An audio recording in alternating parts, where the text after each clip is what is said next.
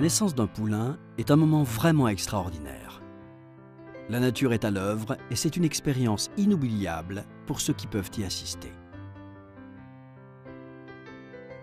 Si on a la chance d'être témoin d'un tel événement, il est primordial de connaître les comportements et les besoins de la jument avant, pendant et après la mise bas. La période de gestation d'une jument est comprise entre 315 et 365 jours et le poulain reste dans le ventre de sa mère 340 jours en moyenne. À l'approche de la mise bas, on peut remarquer des changements de comportement chez la jument, signe que l'accouchement est imminent. La première des manifestations, la plus évidente aussi, est le gonflement des mamelles. Toutefois, dans certains cas, ce gonflement intervient parfois 10 jours avant la mise bas, tandis que chez d'autres juments, notamment les primipares, on ne note pas de gonflement particulier, et ce, même après l'accouchement.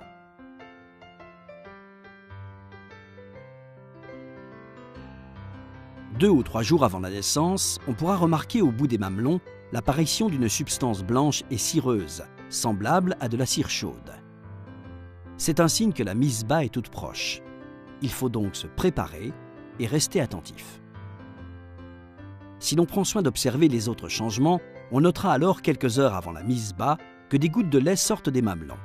Cela s'explique par la dilatation du canal vaginal qui ordonne au cerveau de commencer la production de lait. Et si le canal vaginal s'adapte pour recevoir le poulain et s'élargit pour le laisser sortir, la vulve elle aussi se dilate et s'agrandit.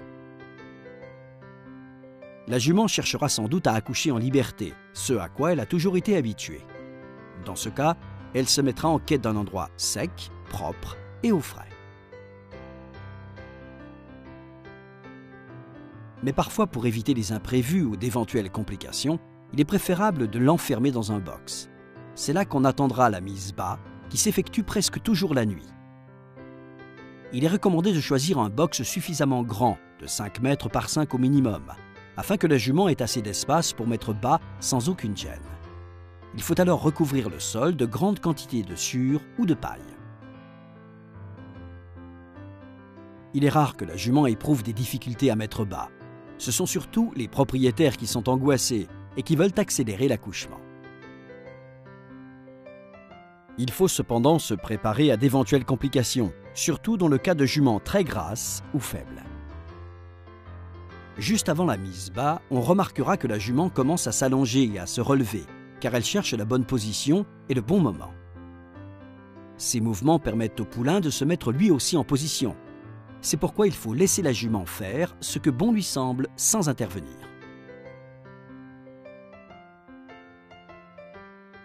Les premières contractions violentes ont lieu au sol, et c'est le placenta qui apparaît d'abord. Il s'agit de la poche qui entoure le poulain dans la cavité abdominale. Très tendu, le placenta est sur le point de crever sous la pression constante de la jument et du poulain, qui pousse lui aussi pour sortir. Lorsque le placenta crève, il libère le liquide amniotique, qui lubrifie toute la zone. Pour assister la jument, l'homme peut parfois rompre lui-même le placenta, ce qui atténuera les douleurs et la fatigue naturelle due à la parturition.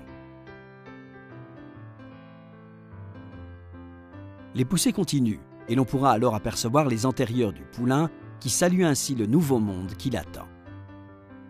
Puis viendra la tête, avec le nez tourné vers l'extérieur, et ce bien qu'il ne respire pas encore d'air.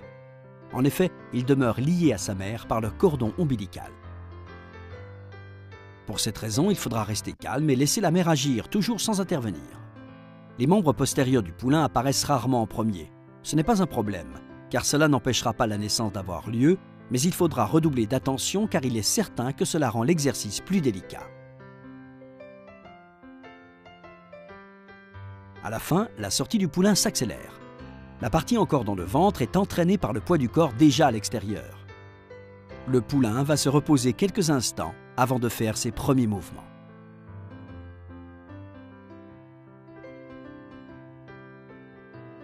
La jument se redresse immédiatement et se penche sur le nouveau-né pour découvrir la source de tous ses efforts. À ce moment-là, le cordon ombilical se rompt et la jument et le poulain se séparent définitivement. Le poulain peut alors respirer de lui-même, et il faudra pour cela vérifier que ses naseaux soient bien dégagés. En effet, ils sont parfois obstrués par des restes de placenta.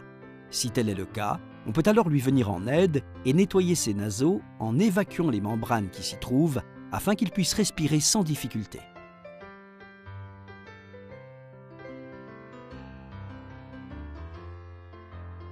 Le placenta restant se détachera quelques heures après l'accouchement. En temps normal, il arrive parfois que la jument piétine le placenta et le déchire. Une petite partie du placenta peut alors rester coincée dans l'utérus et provoquer des risques d'infection. Pour éviter cela, on peut faire un nœud avec la membrane pour empêcher que le placenta ne touche le sol et que la jument ne le piétine. Ainsi, le placenta se détachera en entier et d'un seul coup.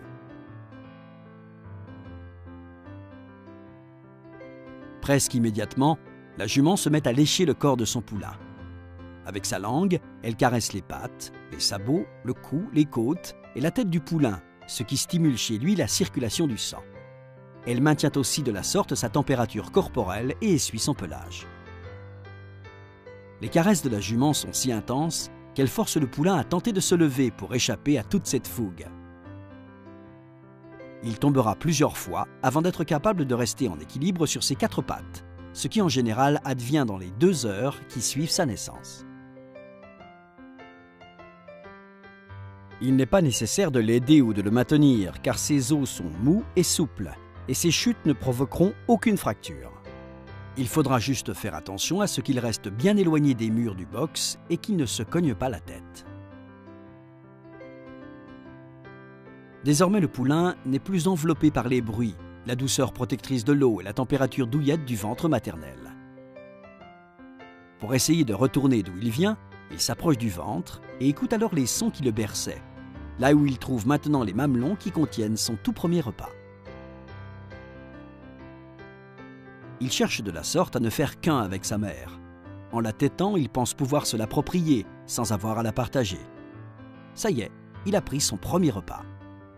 Avec le premier lait, la jument transmet au poulain ses propres anticorps, indispensables à sa croissance. Chez certaines juments, le premier allaitement provoque des douleurs, car elles ont accumulé trop de lait et ressentent donc une gêne. C'est pourquoi certaines juments refusent ce premier allaitement et tentent de donner des coups de pied à leur poulain.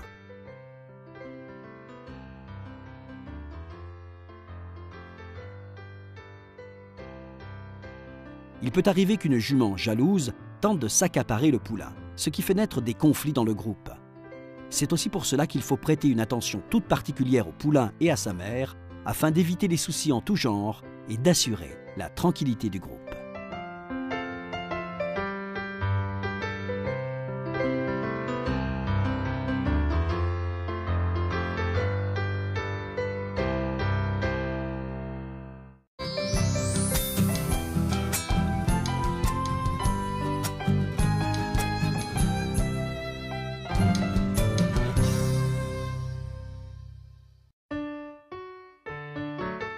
La passion pour les chevaux est un sentiment difficile à maîtriser ou à refouler. Personne ne sait vraiment quelles sont les raisons qui nous poussent à admirer ces animaux et à les aimer aussi fort.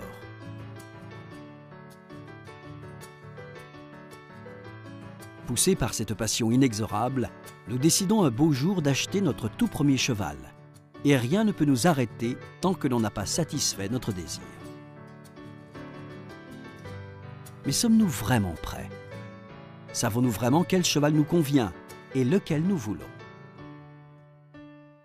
Ceux qui découvrent l'univers du cheval ont souvent déjà pris quelques cours d'équitation, participé à un entraînement et ont sans doute déjà lu quelques livres de médecine vétérinaire pour connaître les principales maladies du cheval et se familiariser avec les notions de premiers secours. On pourra acheter la selle, choisir les bonnes protections, et même un van ou une remorque pour le transport. Mais nos connaissances sur le cheval seront-elles suffisantes pour ne pas se tromper lors de cette première acquisition?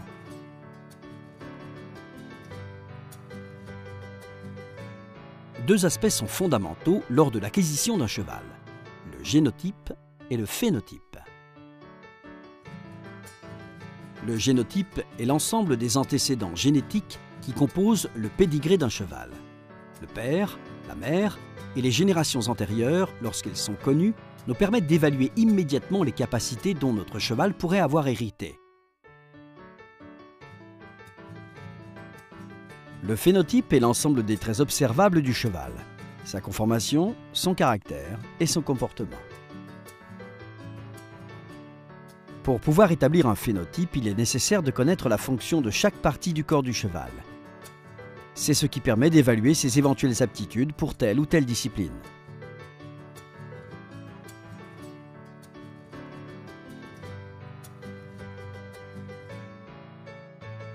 Si l'on est capable d'analyser correctement le stade de croissance et d'usure des dents, il est possible d'estimer l'âge de l'animal. Une bonne observation de la conformation d'un cheval permet généralement de comprendre ce qui limite ses performances.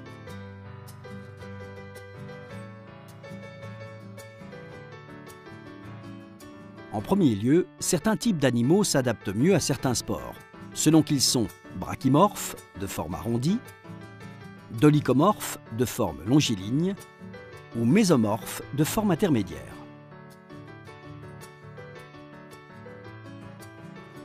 Les premiers ont une prédisposition particulière pour la puissance, les seconds pour la résistance, et les troisièmes pour les activités intermédiaires.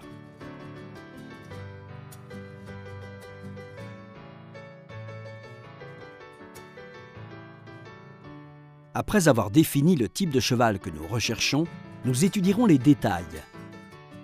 Il faudra tout d'abord observer la tête. Elle peut être large, fine, convexe, rectiligne, concave, longue ou courte. Les yeux peuvent être grands ou petits, et les oreilles longues ou courtes. Il est très important d'examiner les proportions, la forme et le regard, car ces éléments doivent nous plaire et être en harmonie avec le corps, témoin d'un caractère joyeux et d'une bonne santé.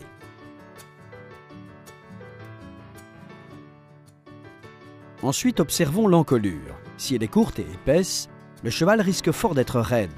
Au contraire, une encolure longue et déliée est la marque d'un animal plutôt souple et léger. Dans la plupart des races, on recherche un dos long, bien rattaché devant à un garrot bien sorti et derrière à des reins si possible assez courts. L'inclinaison de la croupe du cheval nous montrera qu'il est fait pour les épreuves de vitesse, de puissance, de résistance et de saut, ou pour des activités comme la randonnée.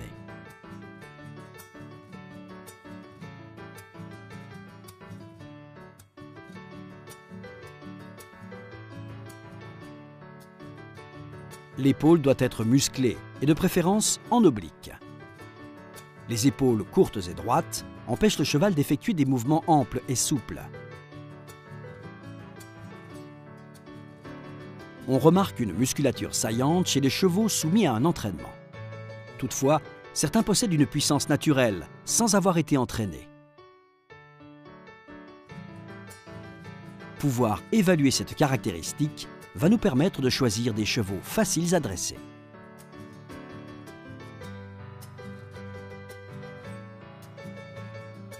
Il est indispensable d'étudier la structure osseuse car elle nous fournit des informations sur la fragilité, la beauté, la force ou la rusticité de l'animal.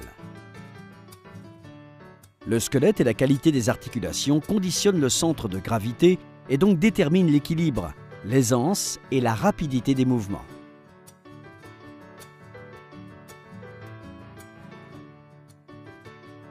En outre, il est nécessaire de savoir étudier les membres et les aplombs, car on dit « pas de pied, pas de cheval ». On peut accepter certains défauts, mais d'autres nous obligent à écarter des chevaux qui, à première vue, semblent parfaits. On comprend donc pourquoi il est important pour un passionné de se familiariser avec la conformation du cheval avant de procéder à sa première acquisition. Nous essayons tout simplement de l'aider.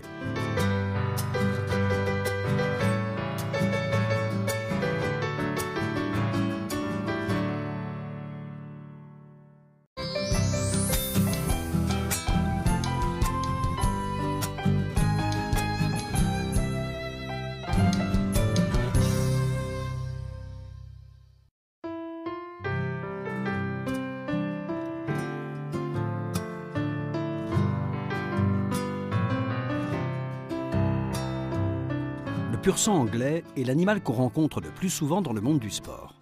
Il s'agit d'une race créée par les Anglais au XVIIIe siècle, croisement de juments locales et d'étalons arabes. Le pur sang anglais est connu pour sa grande énergie. Il est courageux et n'abandonne jamais. Il est en général considéré comme un animal nerveux, sensible et au caractère difficile.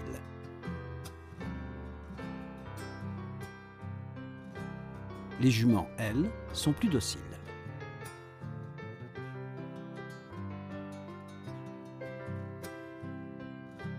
C'est un cheval magnifique, dont le corps est longiligne et les contours très fins.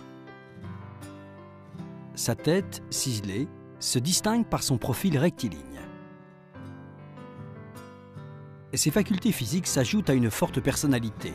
Il est donc important que ces chevaux reçoivent les meilleurs soins dès leur naissance.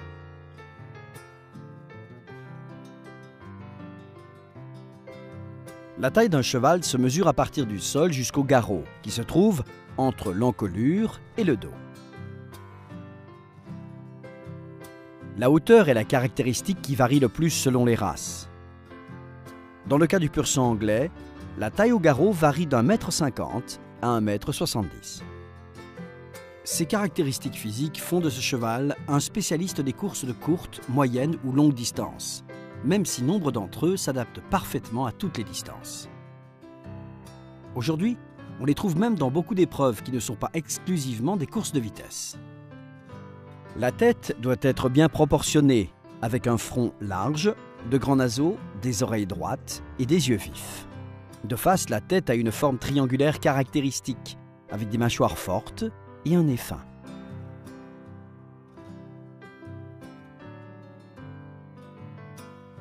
Quant aux yeux, il est préférable qu'ils soient marrons et de grande taille.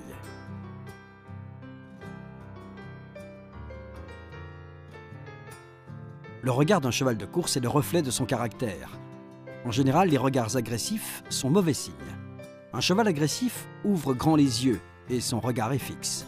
Ses yeux sont comme exorbités. L'encolure, longue et déliée, est fine du côté de la tache de la tête, ce qui rend le cheval maniable, mais large et solidement implanté du côté des épaules. Sa ligne supérieure est légèrement incurvée, sa ligne inférieure droite. La ligne dorsale ne doit être ni trop longue ni trop courte. Elle ne doit pas être trop décharnée car une musculation trop faible menace l'intégrité physique et nuit à la bonne propulsion des postérieurs.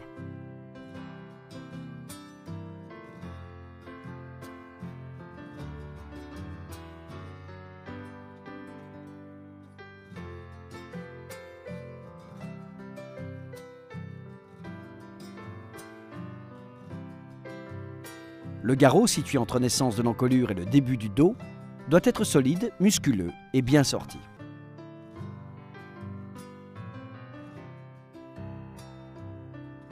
L'épaule est longue et puissante, avec une inclinaison d'au moins 60 degrés pour permettre aux membres de prolonger le corps le plus loin possible. Les épaules droites et courtes sont des défauts très gênants, en particulier pour des chevaux de course.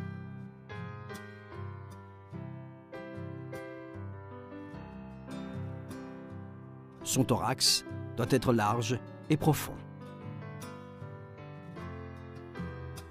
Le pelage est soyeux, court et brillant. Les robes dominantes sont l'alezan brûlé, le bai et le gris. La peau est très fine et rend ces chevaux sensibles aux aides de leurs cavaliers. Cette race vit depuis des siècles dans un box ou une écurie et a donc perdu sa résistance naturelle aux maladies.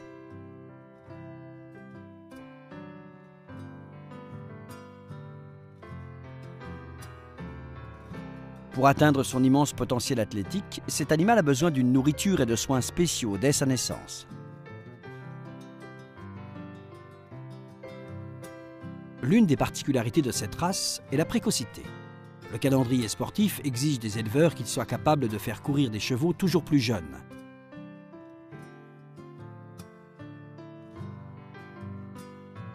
Lorsqu'on choisit un poulain, il faut donc tenir compte de plusieurs éléments: la morphologie, la structure osseuse et l'équilibre musculaire.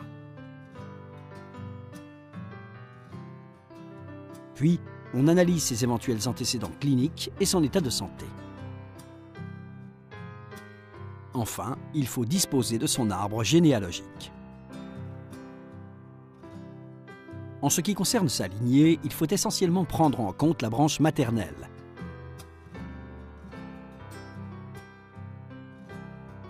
Car les poulains sont portés et élevés par les juments et leur caractère sera semblable à celui de leur mère.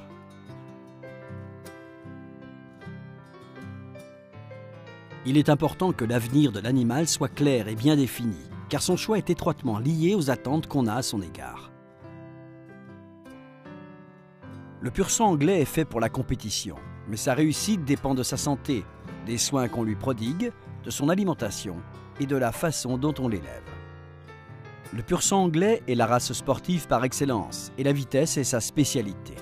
Il a prouvé sa résistance lors d'épreuves d'endurance et possède toutes les qualités pour briller dans celles de saut d'obstacle. Si le cavalier sait le monter correctement, il aura entre ses mains un animal docile et qui répond parfaitement à ses ordres. Il suffira alors d'un bon dressage et d'un bon entraînement pour en faire un parfait cheval de course, de saut ou de loisir.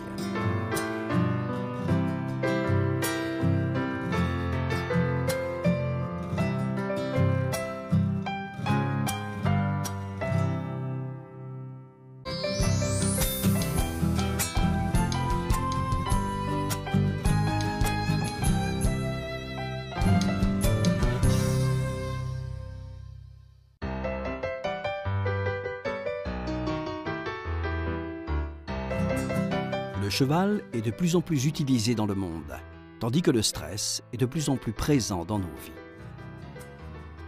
Il faut donc en conclure que monter à cheval, à l'occasion d'une épreuve sportive, permet aux hommes de garder les pieds sur terre et contribue à atténuer leur stress.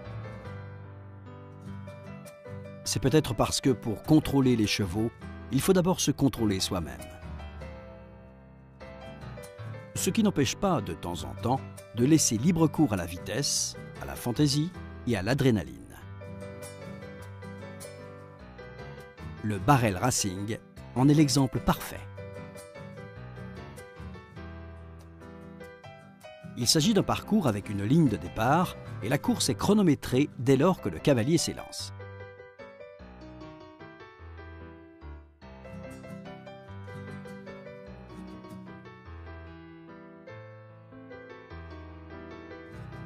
Le cavalier pourra s'élancer à grande vitesse, en lançant son cheval quelques mètres avant la ligne de départ, mais seulement sur les parcours munis d'un tunnel ou d'un couloir. Une fois passé la ligne, le cavalier et son cheval partent sur la droite pour contourner le premier tonneau distant de 13 à 18 mètres et effectuer le tour à main droite.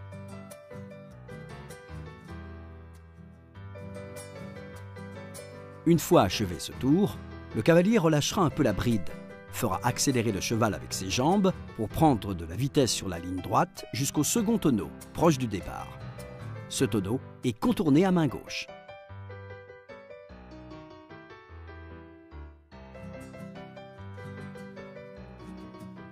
En essayant de maintenir sa vitesse et de ne pas prendre un virage trop large qui lui ferait perdre du temps, il achèvera son parcours en se dirigeant vers le troisième tonneau, qui est le plus éloigné du départ.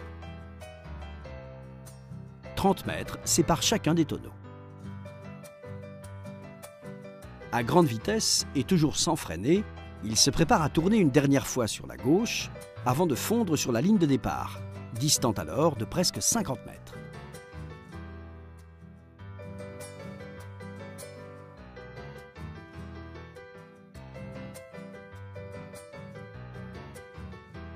Quand il franchit la ligne, on arrête le chronomètre et on note le temps. Le concurrent écoute les haut-parleurs annoncer son résultat, tandis qu'un autre cavalier est déjà prêt à partir. Ainsi se poursuit la course. Autour des tonneaux, la piste est de moins en moins compacte et les conditions ne sont pas les mêmes pour les derniers concurrents.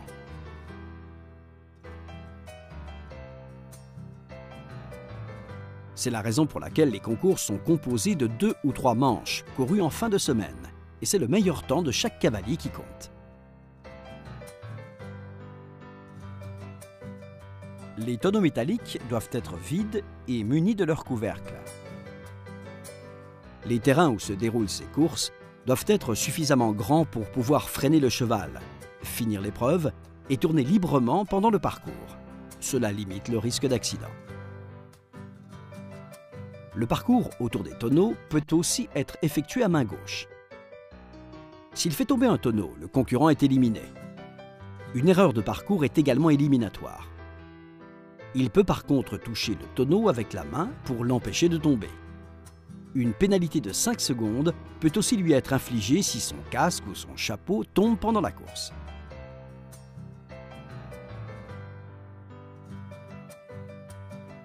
Le jury peut, si bon lui semble, disqualifier un concurrent en cas de violence excessive envers son cheval, avec les éperons, la bride ou la cravache. Chaque concurrent peut monter plusieurs chevaux, mais un cheval ne peut courir qu'une seule fois dans la même épreuve et ne peut pas être monté par plusieurs cavaliers.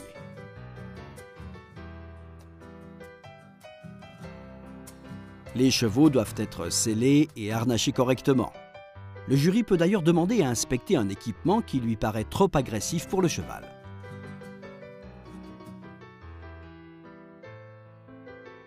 Les 10 meilleurs temps se qualifient pour la finale de l'épreuve. Plusieurs catégories participent aux épreuves, en fonction de l'âge des cavaliers. Il y a Novice Rider, Youth, Junior et Senior. On ne trouve pas toujours de catégorie réservée aux femmes, et certains disent qu'elles sont avantagées par rapport aux hommes car elles sont plus légères.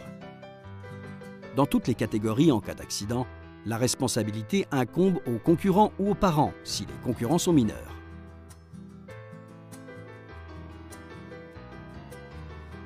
Le haut-parleur appelle les concurrents. Le départ est proche.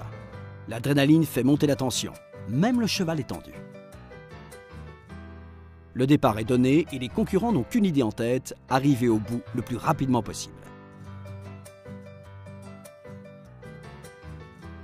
Quelques secondes, et on saura si notre performance est payante.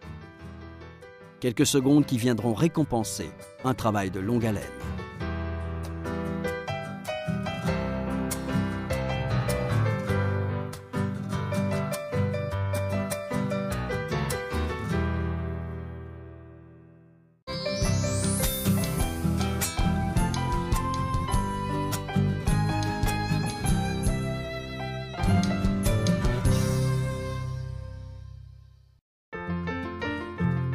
Faire appel à un vétérinaire dentiste peut sembler une idée farfelue pour un propriétaire de chevaux. Il est pourtant fondamental de connaître les problèmes de dentition auxquels un cheval peut être confronté et qui sont le quotidien d'un dentiste équin.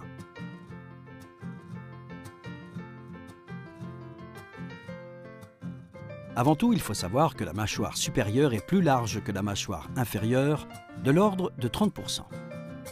Pour cette raison, une partie de la mâchoire supérieure dédiée à la mastication ne touche pas la partie inférieure, ce qui explique que certaines dents du haut ne s'usent pas sur les côtés. En revanche, dans la partie inférieure, c'est l'intérieur des dents qui ne connaît pas d'usure.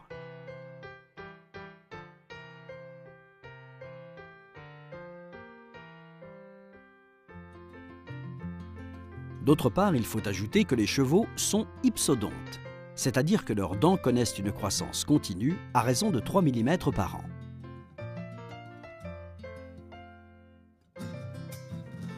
L'érosion due à la mastication chez les chevaux d'écurie est de 2 mm par an et le dentiste compensera donc artificiellement ce millimètre qui ne s'est pas usé naturellement.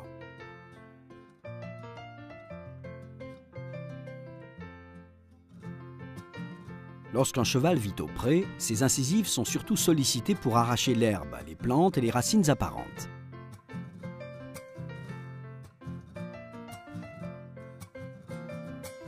Cette usure s'atténue, notamment chez les chevaux qui vivent en écurie.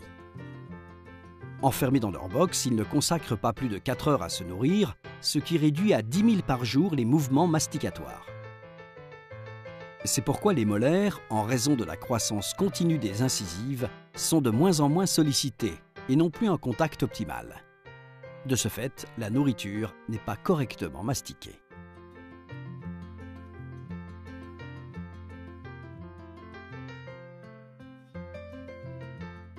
Pour qu'un dentiste puisse examiner correctement la bouche d'un cheval sans qu'il n'y ait aucun risque, il lui administre avant toute chose un tranquillisant qui va le détendre et le rendre insensible.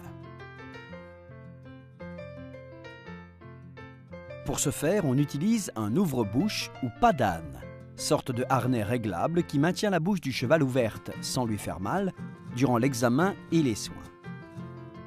Cet outil permet au vétérinaire d'inspecter correctement et de diagnostiquer les pathologies dentaires de la mandibule et de la mâchoire supérieure.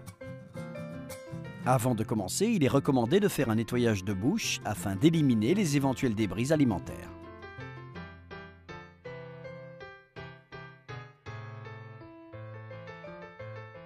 Une lampe frontale facilitera l'observation de l'intérieur de la bouche et c'est avec les doigts qu'on tâte les dents du cheval. Dans certains cas, on peut détecter grâce à l'odorat des anomalies dans une bouche. En effet, une bouche saine ne doit pas dégager d'odeur. Les premières pathologies se remarquent tout de suite, comme les molaires en crochet ou en rampe, ou d'autres anomalies facilement visibles.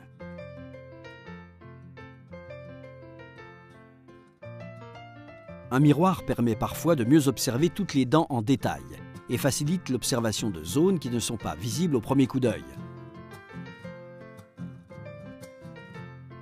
Après cet examen, on établit un programme et une stratégie de correction des anomalies rencontrées.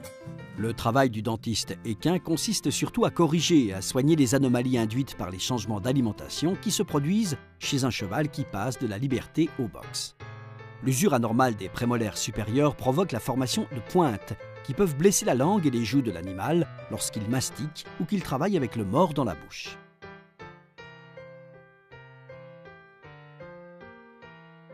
S'il manque une dent que le cheval a perdue, la dent antagoniste qui aurait dû servir à la mastication continuera sa croissance sans s'user.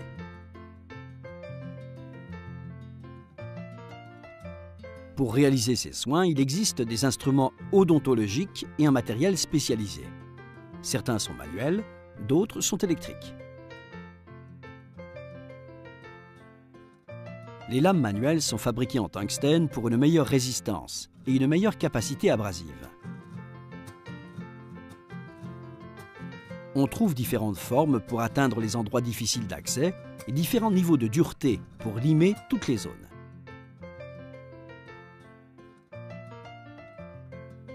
Comme instrument électrique, on trouve les fraises diamantées qui nivellent les dents sans effort. Tous les instruments se complètent pour effectuer des traitements complets et efficaces qui corrigent les malformations, soulagent le cheval et permettent une meilleure mastication.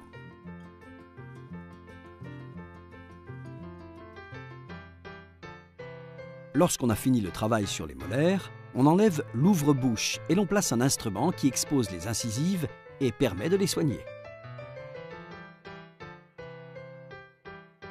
Maintenant que nous connaissons tout ce qui peut améliorer la vie et le rendement de notre cheval, voici une ultime recommandation.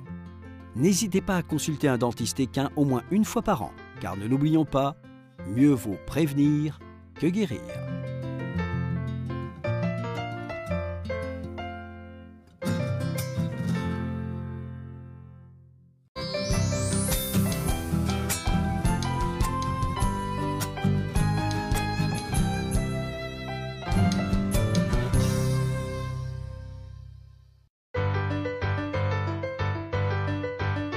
Depuis que l'homme a commencé à apprivoiser le cheval, les accessoires les plus divers ont été inventés, essentiellement pour le confort du cavalier. La selle est sans aucun doute l'élément dont la forme a le plus évolué, pour une efficacité toujours meilleure. Les anciens arçons de selle, en bois, se cassaient facilement, car ils étaient peu flexibles. Pour éviter ce genre de problème, on les a ensuite réalisés en bois laminé, ce qui les rendait plus résistants. Par la suite, on a forgé des arçons en métal bien plus solides, mais qui pour les mêmes raisons se déformaient facilement et créaient des points d'appui indésirables.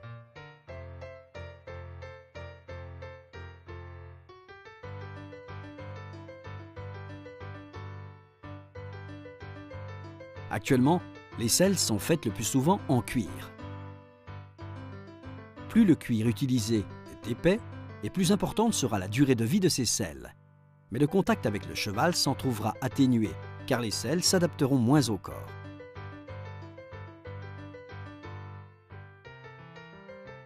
En revanche, plus le cuir est fin et plus la selle s'usera vite, mais le confort sera bien meilleur.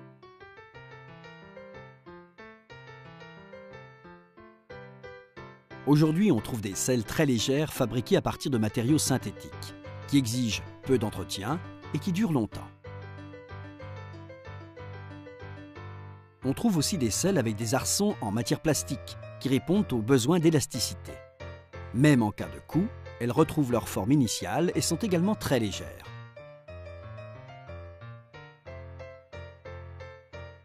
Dans le monde entier, la selle la plus classique utilisée par la plupart des cavaliers est la selle anglaise. Il est important de connaître les caractéristiques de cette selle avant de l'acheter, et nous allons décrire pour cela les éléments qu'il faut prendre en considération. Il faut avant tout connaître la taille de la selle dont nous avons besoin, car les selles ne sont pas les mêmes pour les grandes personnes et celles de taille moyenne. La taille varie selon les personnes, et de la même façon, la taille des selles est variable. Dans le monde entier, la taille d'une selle se mesure en pouces. On mesure une selle à partir de l'avant du pommeau jusqu'au trousquin. Le pommeau et le trousquin sont les parties les plus élevées de la selle. On peut prendre comme référence la règle mathématique suivante. Une personne d'1,70 m devra choisir une selle de 17 pouces, c'est-à-dire équivalent à sa taille, mais avec un 0 en moins. Une personne d'1,50 m choisira une selle de 15 pouces. Sachant que l'écart entre chaque taille est d'un demi-pouce, il n'est pas difficile de trouver une selle qui s'adapte parfaitement à son propre corps. Les selles anglaises présentent une grande variété de formes et d'accessoires. Si l'on recherche des selles vraiment sûres, il faudra choisir celle dont le siège est bien prononcé. Le siège est la partie incurvée où s'assoit le cavalier. Les selles de dressage ont un siège très creux pour éviter le déplacement du corps. Au contraire, les selles de polo ont un siège peu prononcé pour permettre aux joueurs de se déplacer facilement en avant et en arrière. Le quartier est la partie de la selle qui protège la jambe et la maintient au bon endroit. Les quartiers des selles de dressage sont longs et descendent bas, car la jambe se positionne assez bas et se fléchit légèrement. Les quartiers des selles d'obstacle sont courtes et plus avancées vers l'avant pour que le genou très fléchi puisse s'y poser. Sur ces selles d'obstacle, on trouve à l'avant des éléments appelés taquets, qui sont destinés à limiter le déplacement des jambes. En général, ils sont en cuir retourné pour favoriser une bonne adhérence.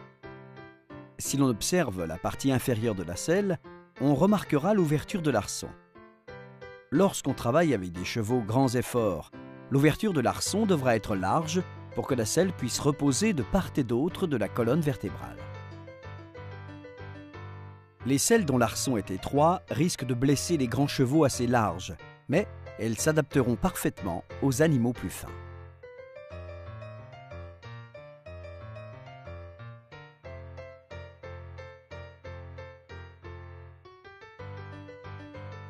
Si le garrot de notre cheval est proéminent, nous chercherons une selle avec un pommeau bien prononcé, pour s'assurer que cette zone entre l'encolure et le dos ne soit pas en contact avec la selle. On évitera ainsi de le blesser.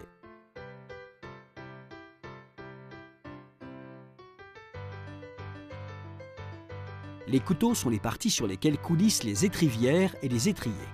On préférera ceux en acier inoxydable qui permettent un bon fonctionnement et qui ne durcissent pas sous l'effet de la rouille. Quelle que soit la selle que l'on choisira, il faut prendre en compte aussi bien les particularités physiques du cavalier que celles du cheval. En définitive, ce n'est pas le cavalier qui doit s'adapter à la selle, mais bien la selle au cavalier.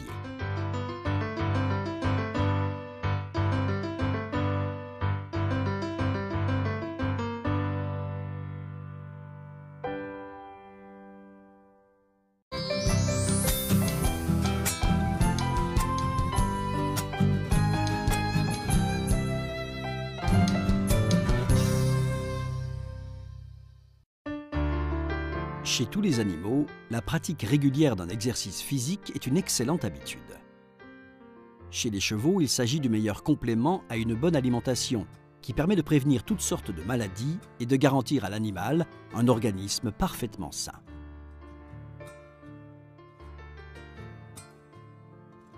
Les bénéfices que retire le cheval lorsqu'il effectue un entraînement visant à le muscler sont d'ordre physiologique et moteur. Dans toutes ses activités, il doit acquérir plus de contrôle et d'agilité.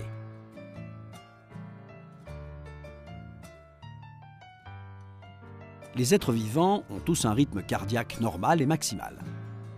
On désigne par rythme cardiaque normal le nombre de battements cardiaques par minute chez un cheval au repos, calme et immobile. On appelle rythme cardiaque maximal le nombre de pulsations maximum par minute que l'on peut attendre d'un cheval en fonction de son état physique, de son âge, de sa race et de son poids. On peut estimer que le rythme cardiaque maximal d'un cheval est de 220 pulsations minute. De manière générale, il existe deux types d'efforts auxquels peut se soumettre un cheval, l'aérobie et l'anaérobie.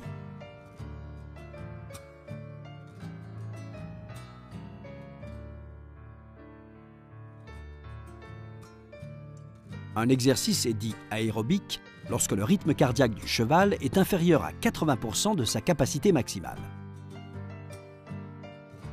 Au contraire, lorsque le cheval travaille et dépasse les 80% de sa capacité cardiaque, alors l'exercice est dit anaérobique.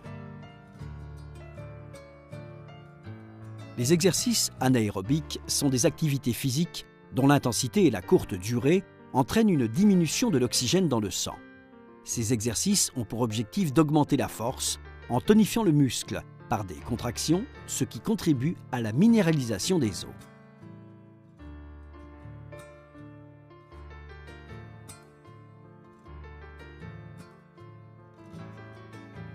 Chez les animaux, les exercices anaérobiques ne sont pas destinés à brûler les graisses, mais plutôt à développer leur force et la tonicité de leurs muscles.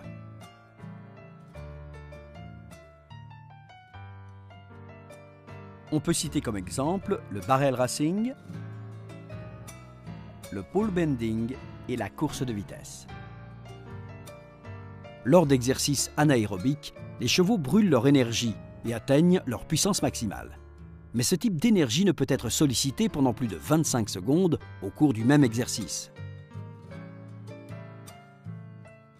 Par exemple, lors d'une course de 1500 mètres, on pourra utiliser la puissance anaérobique pendant 10 secondes au début et 15 secondes à la fin.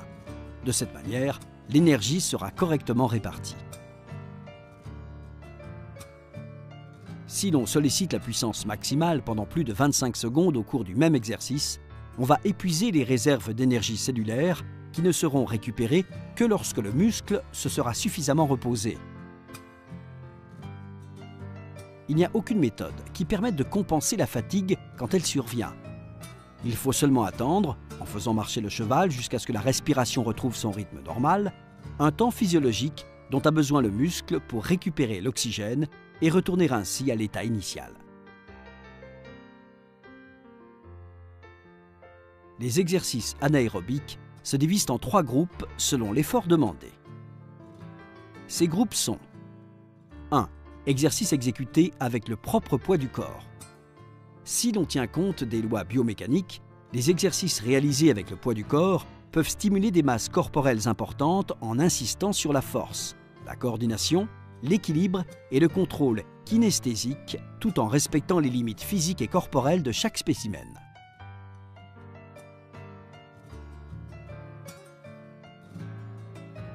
Freiner, reculer puis partir au galop est un exercice de puissance qui dote le cheval d'une importante musculature. Pour développer la musculature de la partie postérieure du cheval, un exercice classique consiste à le faire accélérer très fort, puis ralentir, le tout sur une distance de 50 mètres.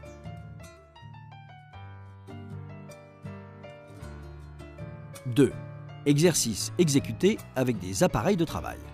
Ce type d'exercice permet de faire travailler localement et spécifiquement chaque partie du corps. L'instrument classique utilisé pour les chevaux est le treadmill, un tapis mécanique avec commande électronique sur lequel on fait monter le cheval. Ces tapis permettent de mesurer l'intensité et la vitesse de l'exercice. L'inclinaison du tapis et l'effort réalisé par l'avant-main ou l'arrière-main permettent également de mesurer en permanence le rythme cardiaque, l'échange gazeux respiratoire et la pression sanguine.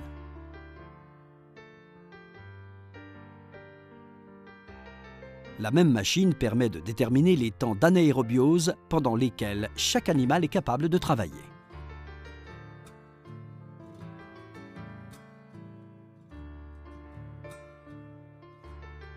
Exercices exécutés avec un poids ou avec un cavalier en selle. Même s'il s'agit d'exercices peu pratiques et peu sûrs, ils sont parfois utiles car ils font travailler la coordination, l'équilibre et aident parfois à détecter d'éventuels déséquilibres ou dysfonctionnements entre les différentes parties du corps.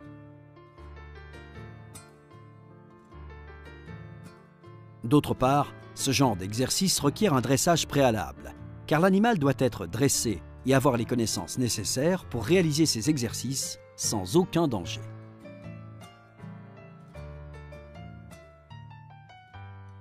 Chaque exercice anaérobique doit être suivi par un travail d'étirement et d'extension des muscles qui permet d'améliorer la souplesse articulaire et musculaire et contribue en grande partie à prévenir les blessures.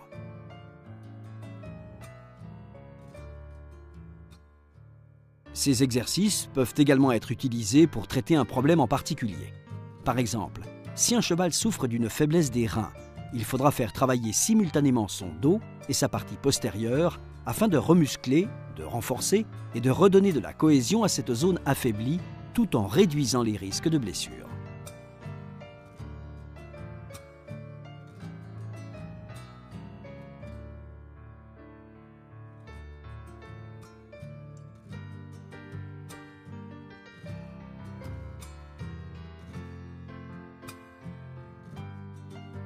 Pour cela, il est intéressant d'associer l'activité aérobique et le travail musculaire, car un bon entraînement garantira un corps sain et robuste.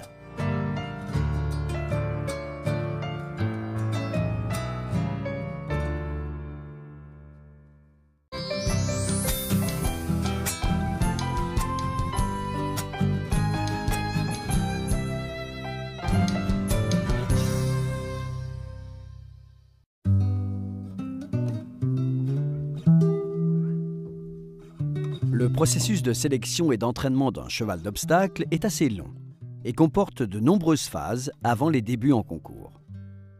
La naissance, le sevrage, la croissance et enfin le début du travail.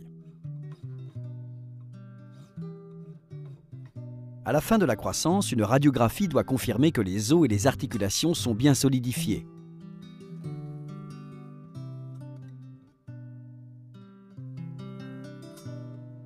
Ce point vérifié, on peut commencer à faire travailler le jeune cheval en liberté dans un couloir, d'abord sur des barres au sol et des cavaletti.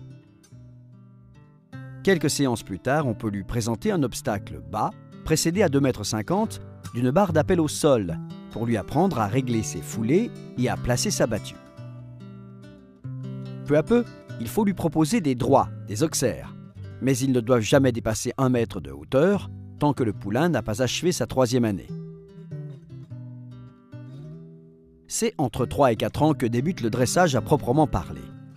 On peut alors évaluer l'intelligence et le caractère de l'animal. Le travail quotidien développe peu à peu la musculature, renforce les ligaments et discipline progressivement le cheval pour qu'il devienne capable de se concentrer. Une fois que le dressage est suffisamment avancé, on peut aborder le travail au trot sur des lignes de barre au sol.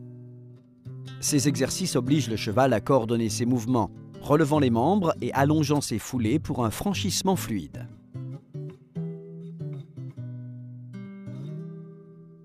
Au départ, les barres au sol sont placées à 1,30 m l'une de l'autre. Puis, on les éloigne à 1,40 m pour favoriser des foulées plus amples.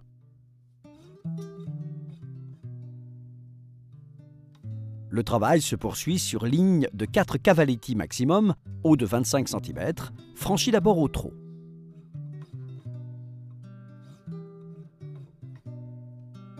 L'étendue d'une foulée de galop de travail est d'environ 4 mètres. On commencera à travailler au galop sur des petits obstacles en ligne, éloignés de 15 mètres à 17 mètres, afin que le cheval apprenne à allonger ou réduire son amplitude pour régler sa battue en fonction des distances.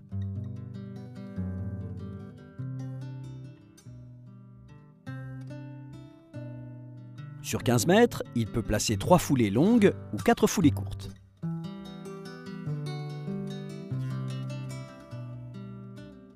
Sur 17 mètres, il peut placer 4 foulées longues ou 5 courtes. L'exercice consiste à modifier la façon d'aborder les distances, afin que le cheval apprenne à allonger ou réduire ses foulées aisément. S'il entre avec des foulées courtes sur la première distance, il allongera sur la seconde et vice-versa. Il est bien de disposer devant chaque obstacle 2 barres au sol formant comme un entonnoir pour inciter le cheval à sauter bien au centre. Cette méthode d'entraînement développe la force et l'équilibre de l'animal, mais contribue surtout à renforcer la maîtrise et la confiance. Il est recommandé, si la longueur de la piste le permet, de marquer l'entrée et la sortie de la ligne de saut par des plots, pour obliger le cheval à passer là et éviter qu'il prenne l'habitude de couper le tournant ou de bâcler le travail.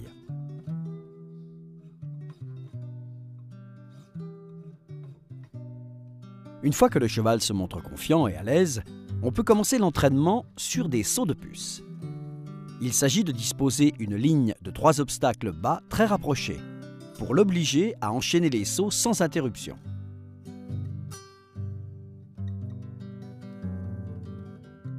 À 2,50 m de l'obstacle d'entrée, on pose une barre au sol qui l'aide à bien placer sa battue.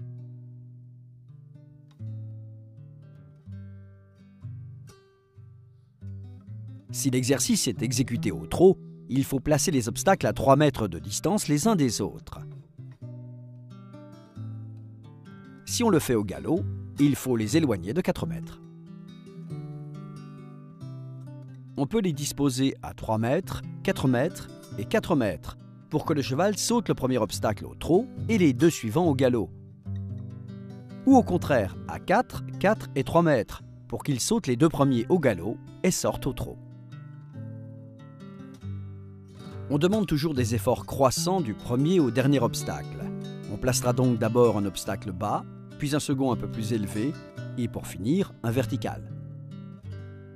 On peut aussi disposer en entrée un croisillon, puis un droit, puis pour la sortie, un auxerre.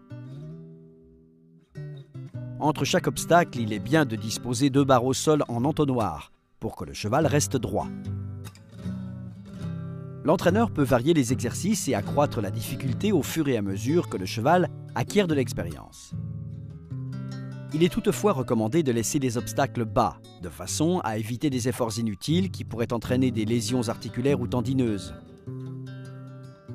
Une fois par semaine, le cheval peut enchaîner quelques obstacles plus importants. On peut ainsi évaluer les résultats et les progrès obtenus grâce à l'entraînement, et l'on poursuit de la sorte jusqu'à ce qu'il soit prêt pour son premier parcours en compétition.